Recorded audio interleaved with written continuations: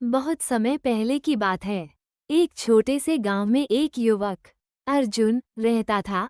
अर्जुन हमेशा समुद्र की लहरों को देखता और उसकी गहराइयों में छिपे रहस्यों के बारे में सोचता था।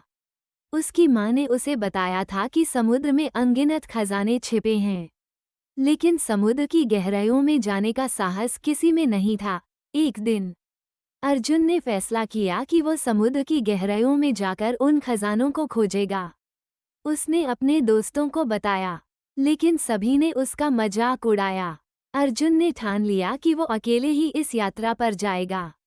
उसने एक छोटी नाव बनाई और समुद्र की ओर बढ़ा। समुद्र की लहरें ऊंची थीं, लेकिन अर्जुन ने हार नहीं मानी।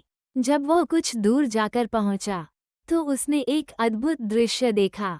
समुद्र के भीतर एक विशाल सुनहरी मछली तैर रही थी।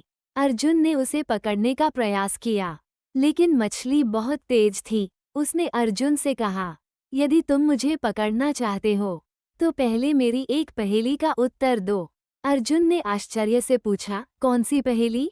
मछली बोली, मैं क्या हूँ जो हमेशा बहती है लेकिन कभी ठहरती नहीं, जो चुपचाप सब कुछ सुनती है लेकिन कभी कुछ नहीं बोलती? अर्जुन ने सोचा और सोचा, लेकिन उत्तर नहीं मिल पाया।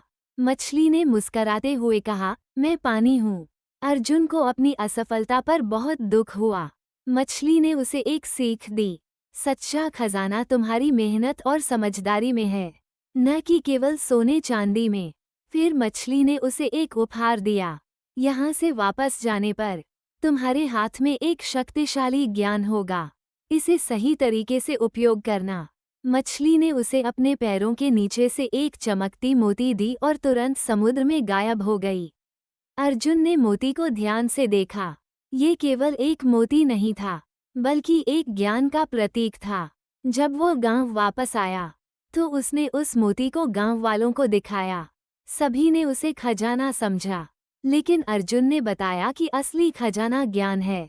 उसने गांव वालों को समझाया कि अगर वे मेहनत करेंगे और एक दूसरे की मदद करेंगे, तो वे भी अपने जीवन में सफलता पा सकते हैं। धीरे धीरे गांव के लोग एकजुट हुए और एक साथ काम करने लगे। उन्होंने खेतों में मेहनत की, शिक्षा पर ध्यान दिया और एक समृद्ध गांव का निर्माण किया। समुद्र की मछली की दी हुई शिक्षा ने गांव को बदल दिया। अर्जुन ने सीखा कि असली खजाना सिर्फ भौतिक वस्तुएं नहीं हैं, बल्कि ज्ञान, दोस्ती और सहयोग में है। कहानी का अंत यहाँ होता है, लेकिन इस कहानी का संदेश हमेशा याद रखने लायक है। सच्चा खजाना उन चीजों में है जो हमें एक दूसरे से जोड़ती हैं और हमें एक बेहतर इंसान बनाती हैं। जीवन में असली खजाना मेहनत, ज्ञान और एकजुटता में है।